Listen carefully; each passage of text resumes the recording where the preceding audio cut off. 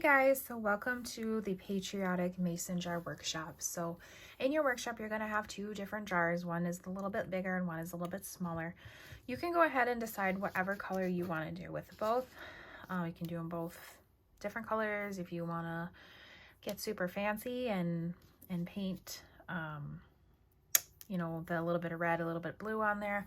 It's completely up to you how you want to do this. Obviously, combining colors is going to up your skill level a little bit. So if you're brand new to this, I would suggest just picking one color for each, which is what I'm going to be doing here in the demonstration today.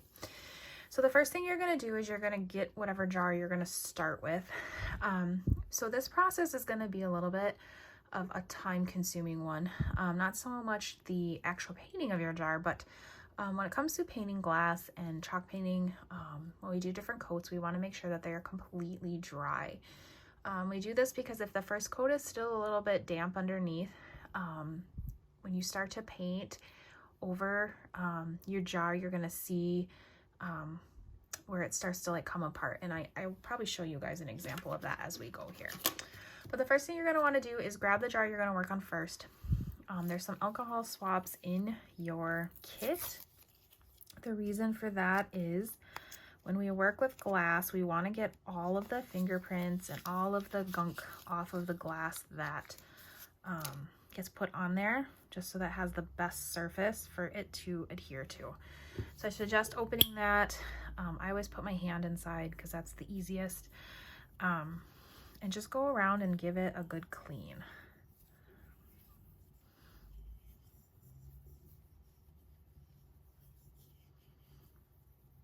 Like I said, you're just getting off like the fingerprints and the gunk and the things pretty much that we can't even see on these jars, just from all of us touching them and it's sitting places. So give it a good clean, and you'll do this for both of your jars. You don't have to do them if you're doing them at different times. Obviously, you don't need to do them both at once. I would only do this right before you are ready to paint that jar. Okay. So once that's done, ew, that's kind of gross, guys. It's really dirty. Once that's done, it's going to get really tricky from there. I already made the cardinal error here. I forgot to open the paint before I started this. So I'm going to set mine down, do the best not to touch it. And then you're going to get your paint. Obviously, yours is going to look a little different than this. Oh, I might need to shake this a little bit. All right.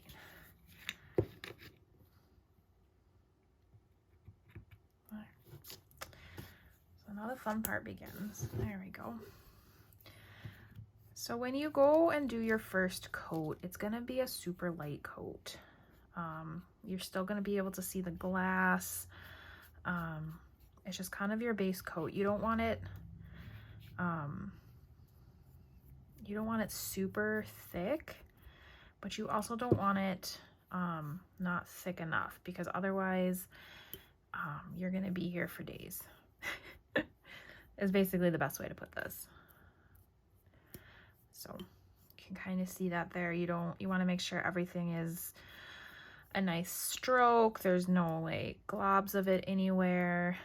Chalk paint is really forgiving, so honestly, if you do miss a spot and it's more globby or whatever, that's okay. Like I said, chalk paint's pretty forgiving.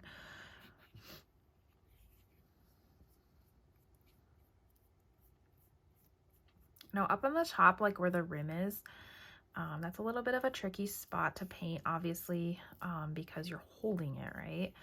That's kind of where you're holding it. I'm gonna paint that, but it's honestly not gonna be my biggest priority, because we are going to be putting ribbon up there, so you're not really going to see it. So if it isn't perfect up there, that's fine if you're okay with that. Obviously, I know everybody has oop, I touched it to get it to move here. Get my little fingerprints off there. If you're a perfectionist and you are just going to be bothered by the fact that the top isn't perfect, then go ahead and my best suggestion would be to do your bottom, let that dry a little bit till you can touch it, then set it down, and then do the top. So you'll have to do it in stages, obviously, because you're also going to have to do the bottom. Whatever floats your boat. I know everybody is a little different when it comes to creativity and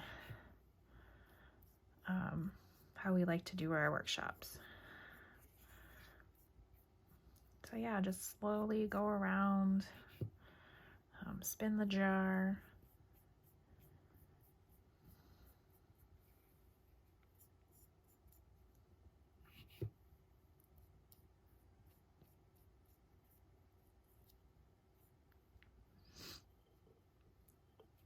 Sometimes it gets a little tricky.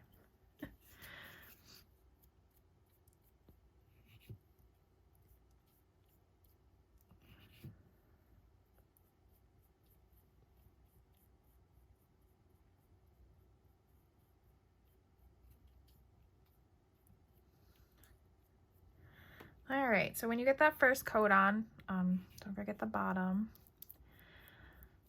So it kind of depends. I've noticed this blue seems to be really covering this nicely. For me, the red, for some reason, just went on a lot thinner than this blue is going on. And that's pretty common with paint, especially when you're dealing with different pigments in the paint and stuff. Sometimes just a certain color is just going to cover better than the other one. So that's just going to kind of dictate what you're going to do for how many coats. So obviously I'm going to do another coat on this one. This isn't going to be done yet. But I'm going to let this dry. So I'm going to let this dry for quite a long time, at least 6 to 8 hours, if not overnight. Like I said, that's just simply to make sure that it is really dry. If you are a little bit more, you know, brave and want to give it a shot, you're not going to mess it up if you do it sooner. Just something that's going to happen. So see, you have your paint here, you're going to go paint over that area, and then all of a sudden, like, you'll see the first layer of paint just kind of breaks apart. Like, it's no longer adhering to the jar, and it like kind of makes this, like, obviously you get back down to the glass, and it ruins that layer. So that's not the end of the world. You can paint over it. You'll be able to keep going, but just kind of keep that in mind if you are a little bit more less patient with the process and you're like, oh, I'm going to give it a shot. If you start doing that and it's doing that, then just stop and like let that go, and then make sure you give it some more time to dry. So I'm just going to set this down over here out of sight. And then one other thing I want to talk about quick before we move on to the next section is you have some stars and some circles in your kit. They're white. So one thing you can do, and I should have talked about this at the beginning, but you have 2 jars, so you'll be able to do this on the second one if you really want to. If you wanted to put these on first and paint over them and then take them off so that it creates like a little unpainted area, and it will just be the glass, kind of like a stencil, feel free to do that. I tried it. I didn't love it. So that's not like why I'm kind of telling you guys that that's like the true way to do it. It's an option. You can give it a shot. Like I said, I didn't love it. Some of the reasons I didn't love it was the vinyl, like if the paint got underneath, then now you have like half a painted star. The lines weren't super crisp around it. It just looks sloppy to me.